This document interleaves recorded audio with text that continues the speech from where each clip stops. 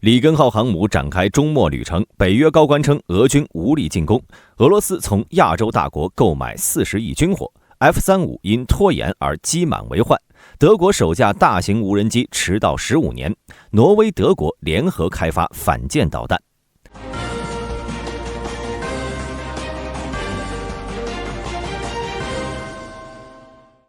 5月19号 ，CVN-76 尼米兹级核动力航母里根号离开了它驻留9年的日本横须贺港，开始了它的终末旅行。根据美国第7舰队发布的消息，罗纳德里根号航空母舰与巡洋舰罗伯特·斯莫尔斯号和驱逐舰霍华德号已经在5月16号离开了横须贺。美国驻日本大使拉姆·伊曼纽尔、日本政府官员以及美国海军和日本海上自卫队的高级领导人为这艘航母送行，这将是里根号的最后一次巡逻。第5航母打击群指挥官格雷格·纽科克少将在发布会上说：“我谨代表小组向日本人民和横须贺市表示感谢，你们是我们的朋友、家人以及我们亲密和值得信赖的盟友。我们与日本和日本海上自卫队的关系从未如此牢固。”里根号计划在今年晚些时候与乔治华盛顿号航空母舰交接，然后前往华盛顿州的布雷默顿进行大修。华盛顿号目前正在南美洲附近开展行动。然而，里根号在近些年来事故一直不断。2006年1月28号，在昆士兰州布里斯班东南约200公里处，一架 FA-18大黄蜂试图降落在里根号上，但最终飞机撞上了舷梯，错过了第3根阻拦索，然后滑落到船外，飞行员安全弹射，不过飞机就消失在大海里了。没过几天，里根号航母的主冷凝器就被860公斤的超大水母堵塞了，导致主机房出现问题，并且阻碍主反应堆的冷却。2015年1月，里根号航母上的发电机发生严重故障，耗资720万美元，费时9周才完成了更换。仅仅1个月后，航母甲板上的一架预警机漏电，又造成了火灾事故。2017年，星条旗号报道，里根号由于严重故障无法再离开海军基地。当时有媒体猜测，里根号可能是发生了核泄漏事故。作为一艘航空母舰，里根号已经属于大龄舰艇了。虽然还没有逼近航空母舰寿命的极限，但是由于之前数次发生事故，可能在一定程度上削减了里根号的寿命。所以，就算经过这次大修，里根号将来也极有可能被停泊在永久驻留地中。因此，这次巡航有可能是里根号的最后一次出海了。里根号航空母舰是以美国第40任总统罗纳德·里根命名的。该航母在1998年开始建造，并在2003年正式服役。里根号航母全长333米，飞行甲板宽度78.34米，排水量9.7万吨，航速超过30节，续航力可达80到100万海里。核燃料能够支持航母连续航行20年，无需靠岸加油。里根号航母的舰载机数量约为85架，包括 FA-18大黄蜂式战斗机攻击机、FA-18EF 超级大黄蜂式战斗攻击机、E-2C 鹰眼式空中预警机等等。北约欧洲盟军最高司令克里斯托弗·卡沃利将军也发表了类似的看法。他在5月16号表示，俄罗斯军队没有足够数量的部队来展开必要的规模行动，以实现在乌克兰的战略层面突破，并且表示他相信乌克兰军队将在哈尔科夫市附近守住防线。卡沃利指出，北约尚未观察到俄罗斯军队积累了足够取得突破的资源，这也就意味着俄军所谓的夏季攻势可能只不过是纸老虎，很难取得大规模的战略突破。同时，卡沃利还表示，北约不仅没有看到俄军在准备决战，反而观测到了俄罗斯军队正在为长期战争做准备。北约军事委员会主席鲍尔中将表示，俄罗斯国防工业基地比西方国防工业更有效率，但是俄军在部队质量和训练方面则有些不如人意。乌克兰总统泽连斯基表示，乌克兰军队已经稳定了哈尔科夫州北部的前线，俄罗斯军队尚未到达乌克兰最强大的防线。泽连斯基表示，俄罗斯军队虽然到达了第1道防线，但是乌军已经开始建设第2、第3道防线。泽连斯基表示，第3道防线是乌军的王牌，防御力最为强大。乌克兰总司令谢尔斯基表示，俄罗斯军事指挥部加强了北方集团军与第6联合武装集团军以及第11和第44集团军。当乌克兰军队进行轮换时，俄罗斯军队恰巧在哈尔科夫州北部发动了进攻行动。这可能是在暗示俄罗斯情报系统在一定程度上渗透了乌克兰军队系统，以获得了详细的情报。同时，希尔斯基表示，即使俄罗斯在哈尔科夫州进攻行动节奏放缓，但俄军也能沿着宽阔的战线拉伸乌克兰军队的兵力，并将乌克兰兵力牵制在该地区。大兵认为，俄罗斯在哈尔科夫的进攻行动，其主要目的就是为了牵制和分散乌克兰本就匮乏的兵力，以使俄罗斯能够在乌克兰东部其他地区推进。目前，俄军表现出倾向于以脉冲方式沿前线不同区域进行进攻行动，一个区域的攻击强度随着另一个区域的增加而降低。俄军可能会在一段时间内减缓在哈尔科夫州北部的进攻行动，但同时会在其他区域加大攻势。华盛顿邮报5月17号报道称，5月10号，俄军开始入侵哈尔科夫州时，由于俄罗斯的强烈电子战干扰，在哈尔科夫州北部活动的乌克兰一个旅的成员失去了与无人机和通信系统的联系。乌克兰士兵表示，俄军电子战干扰完全破坏了乌克兰军队通过星链设备的卫星互联网连接。据报道，这是俄罗斯电子战自全面入侵开始以来首次完全摧毁乌克兰星链连接。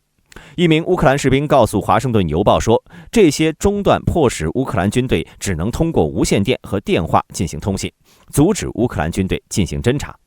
俄罗斯和乌克兰军队一直在进行一场涉及电子战系统和反电子战的攻防竞赛。值得注意的是，俄罗斯军队能够在哈尔科夫州北部凭借其电子战实现如此大的影响，证明他们对此已经筹备已久。过往俄乌双方都能够迅速适应双方的电子战攻势，而这次的情况证明，俄军已经做好准备，在新进攻开始时同步开启大规模的电子战战术，以对乌军的电子系统形成压制。俄罗斯从印度购买40亿军火。长期以来呢，印度一直是世界上最大的武器进口国，依赖其他国家为其提供坦克、军舰、战斗机，但它一直在大力投资其国内的军火工业。在2022年俄乌战争爆发后，俄罗斯开始缩减军火出口，这给了印度机会，使其能够抢占国际军火交易市场。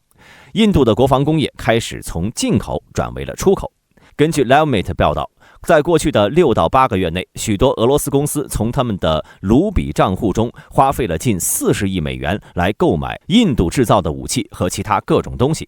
根据该报道，俄罗斯公司的卢比账户中有大概80亿美元的资金。报告称，在过去的8个月内，他们已经使用了其中的一半。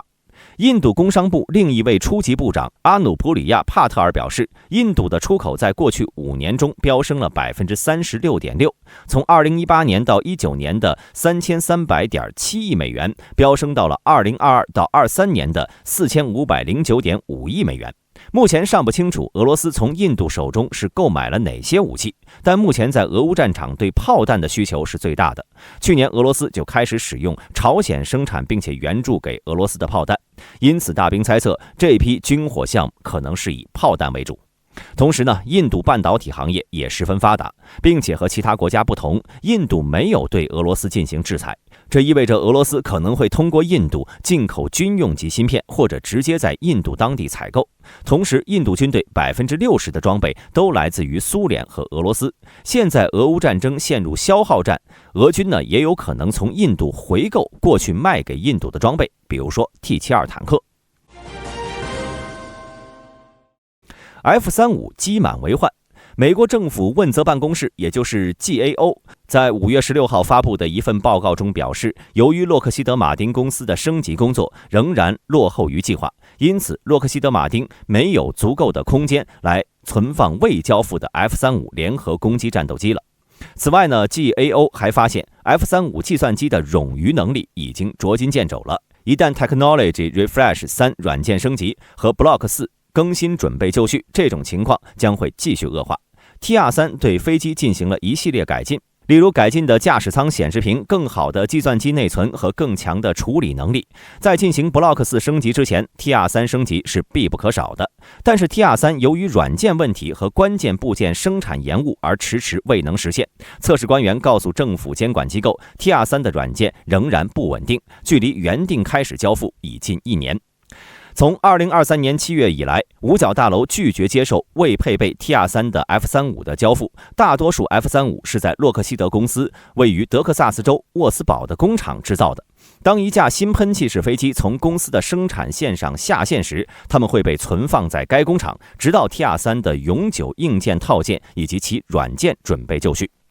5月15号，众议院战术空中和陆军小组委员会主席、弗吉尼亚州众议员布罗威特曼告诉记者，几个月内可能会有100多架飞机堆积在停机坪上，这是不可接受的。GAO 怀疑将如此多关键的全新飞机存放在一个地方是有风险的，因为无法确定存放环境是否会对这100多架昂贵的飞机造成损伤。而洛克希德公司表示，它拥有足够的安全基础设施和能力，可以停放所有 F-35直至交付，但是出于安全考虑，不愿透露细节。早些时候，众议院军事委员会公布了2025财年国防授权法案，该法案将从五角大楼明年的 F-35采购中削减10架飞机，其采购量将减少至58架。立法者表示，这将节省大约10亿美元，这些资金将用于确保 TR3 升级工作正常进行。5月13号，挪威康士伯公司同德国荷迪尔防务公司以及欧洲导弹集团签署，将联合推进挪威和德国的超音速精确制导武器研制工作。这种武器名为 3SM 提尔风，或者超音速打击导弹。挪威政府在23年11月就宣布要研制这种新式超级武器，上述3家企业现在正式宣布将为此联合推进导弹项目。康士伯防务13号宣布，这一合作将结合各家企业的优势以及数十年导弹研发的经验，他们将定义什么才是全球最先进的远程制导武器。研发团队将与2国军方和科研机构密切合作。3SM 提尔风是一种反舰导弹，将取代康士伯防务与航空航天公司的现有同类产品。这种新型超音速导弹计划从2035年起装备部队，安装在德国和挪威的海军舰船上。其研发工作将确保挪威在国际导弹市场上的领军地位，并在俄乌冲突的背景下加强挪威和德国的国防能力。5月15号，苍鹭 TP 无人机从亚格尔军用机场开始了其在德国武装部队的首次正式飞行。德国空军称，这是欧洲无人驾驶航空领域前所未有的飞跃，但该武器系统来迟了15年以上。德国联邦国防军在阿富汗执行任务时，迫切需要苍鹭 TP 无人机，并开始对其的研发工作。阿富汗作战任务现在已经成为历史了。从乌克兰的战况来看，苍鹭 TP 无人机已经远远落后于时代。出现这种情况呢，源自于德国自2战后的保守国防政策。10多年来，德国各党派一直在争论联邦国防军是否应该装备武装无人机。但和俄乌战争中常用的4轴无人机相比，这种无人机呢过于笨重了，而且价格昂贵。其优势在于续航和速度。苍鹭的飞行续航能力长达30小时，作战半径长达500公里，可以在13000米的高度作战，最高速度为每小时407公里。苍鹭 TP 最初是由以色列航空航天工业公司制造，是一种多用途长航时的无人机。苍鹭 TP 无人机配置了电光红外传感器和成像雷达系统，以支持情报、监视和侦察任务。德国的苍鹭版本是根据德国武装部队的需求量身定制的，由 IAI 以色列国防研究和发展局和空中客车公司之间的合作实现。空中客车公司表示，德国苍鹭 TP 使德国武装部队能够扩大其战略和战术能力，同时确保和北约伙伴的互操作性。本期视频到此结束，大家有什么看法？欢迎在评论区讨论。我是大兵，我们下期再见。